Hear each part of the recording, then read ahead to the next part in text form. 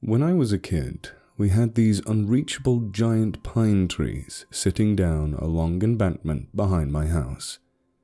I say they were unreachable only because my parents would repeatedly warn me not to approach the hill to get a closer look.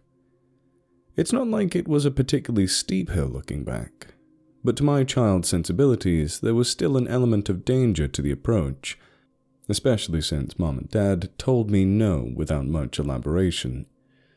Obviously, I could have been seriously hurt if I lost my footing, but I rarely had any reason to visit the area, unless I was taking the trash out to the small gravel path where we kept our garbage bins.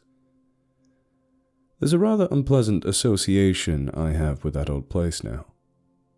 I've since moved out, being in my 30s, but every now and then I try to run my brain back to that age where things just seemed off. You know what I mean? That thing where as a kid you're dead certain about the little things coinciding with each other, but because it was so long ago, there's no way to empirically prove it. There were a lot of things that contributed to that unpleasantness, but the primary element was the trees. I don't have any specific memories from that house by now, but I do remember the pines. I remember looking at them from my bedroom window at night. Elevated just slightly above the ground floor, so I was more so on a second floor. I could see down the embankment, so that the forest below was just barely able to peek out. I'd see the trees swaying in the night breeze, black giants contrasting against a dark blue sky. I'd fixate on two specific trees, ones that were slightly shorter than the rest of their siblings. Maybe it was my kid brain overthinking. Maybe it was the effect of staring for so long at shadows with nebulous outlines. But in my mind's eye, I could see them swaying in the opposite directions of other trees, often asynchronously. Sometimes they'd stand completely still even during turbulent storms. It didn't make much sense to me, but in a small way, my kid mind rationalized it as myself simply not understanding all the complexities of wind physics and nature working in tandem. But the excuses of not understanding would rapidly give way to doubt. After all, if I didn't understand why they do what they do, would that not justify my delusion? And in my head, for some insane reason, I felt like they were watching me as they danced sleepily. In the same way a kid peeks out from barely open crescent eyes to fool their parents, but in a patently obvious way that might make the parents aware that the kid was awake. Almost like an inside joke, I suppose. They were watching me. They were pretending to not be alive, to simply be trees in the only way a tree can be. But they knew I was watching, and that's why they danced the way they did when it was only me awake at 10 p.m., a time I should have been long asleep by. In my perception, they could only know I was awake if they saw me open the blinders, so I'd push my iris as closely as possible to the tiny little gap where the blinder string pushes through, so that there was no perceivable way for them to know I was watching them back. But perception is in itself a curse of sorts. All you have to do is be aware of something for it to be in your radius of knowledge. And in that sense, it becomes aware of you in return. It only went downhill after my blinders became damaged from my repeated and more frantically curious observations. Due to my bending them and looking out the window, either while watching my dad come home from work or the former nighttime ritual, one blinder eventually bent far enough it snapped off. So now my window had, in itself, a doorway for the unsettling trees to progress into my room and mind. And once this came to pass, more and more strange things began to occur both inside the house and around the property. One event involved my study of the grass leading up the hill where the trash cans lay. I noticed swirling patterns that prior had not been there, a sort of snaking motion that led away from the forest below. It was so obvious a change it was impossible not to notice, but still I had no way to confirm, since I had no way to compare the prior texture. No evidence, no proof. The trees continued their motions, even on spring days where the world desired to stand still with eyes closed to the sun. A certain dampness began to settle into the foundations of my home, another small thing to overlook as a child, due to my parents motioning to not concern myself. But nights spent listening through the walls informed me that the house's stability was becoming an issue. The ground beneath was apparently built on less than stable material when we'd first moved in, and now, years later, we were beginning to see a very gradual but inevitable shift towards the hillside. We would have to move out within a year or two. Another night, something awful clawed its way out of my imagination. Our house was small, more of a tube with 3 sections: the living room where the entrance lay, a kitchen with some space for a table, a hallway with stairs leading into the basement, and then my room at the end of the hall. My bed was positioned in such a way that I could basically look all the way down to the living room, oftentimes with the door open for some bizarre reason I'll never understand. Ambient lighting from outside was minimal in the area we lived, so as a result, the living room was often pitch black past the portal, and I would stare into this area sometimes, remembering what my mom told me about staring at something too long without thinking, idle eyes and all that. Many times I'd begin to see movement, the silhouette of a man silently making his way towards me as I lay there paralyzed until closing my eyes. Of course, he never got any closer, but I could very well see his bulky figure absurdly stepping through the portal to reach my room. My being aware of him was enough to bring him to life. But this one night was different. I heard the house creaking and settling in the breeze of the landscape. Something was worming its way in. And again I watched and waited for the shadowman to make his approach.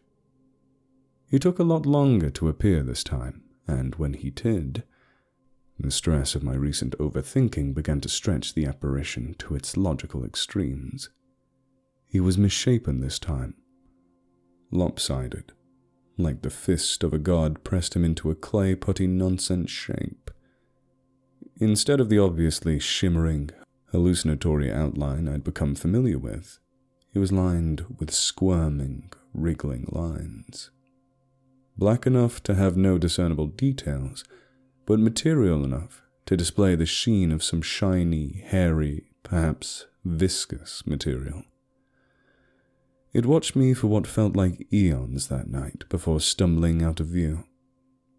I saw his bulbous head peek back into the doorframe for a second, showing some tenuous understanding of the mutual observation that was taking place. And as my heart froze into a block of ice, the shadowman melted into little black worms and scurried into the darkness. After we moved out prematurely due to the prominent black mold issue, the years passed in a faded blur. As with all childhood nightmares, the details I felt were real enough to ask my parents about were dismissed with notions of, "Oh, that didn't happen," or "You just probably imagined it. You always had an active mind, kiddo." It would have to suffice until recently, after memories of the incident drove my curiosity to its breaking point.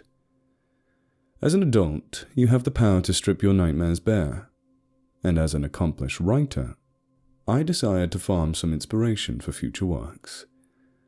I found the old address and drove out to it one afternoon.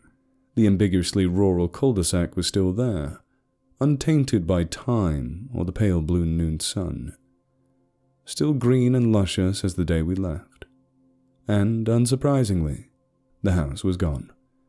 The foundation had long since been paved over with cement and overgrown with various weeds and stickerbush. It was amazing seeing just how tiny that little shithole was. But I was also grateful we had it at all. Feeling myself tense up, I crept towards the fabled hill I'd never before had access to. By my own authority, I strode to the edge and gazed across the forest top, and trailed my way down to where those 2 trees once stood. It defies all logic what I saw down there. The way I'd heard my parents describing the structural decay definitely implied that the house would be a crumpled mess by the time we'd left. Even the child could be sure of it.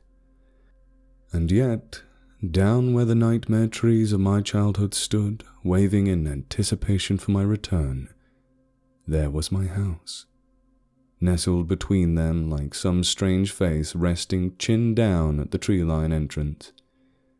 It looked pretty much the same, just positioned downward at about 30 to 40 meters on the incline, which was not as steep as I remembered, so that I could see a bit of the roof as well. In fact, I was acutely aware of just how close the trees were, and I felt my gut sink. The hollow windows blinked back at me. I stood there for ages as the gentle breeze began to settle in, feeling a lot like how I felt during those sleepless nights when the shadowman tried creeping into my room.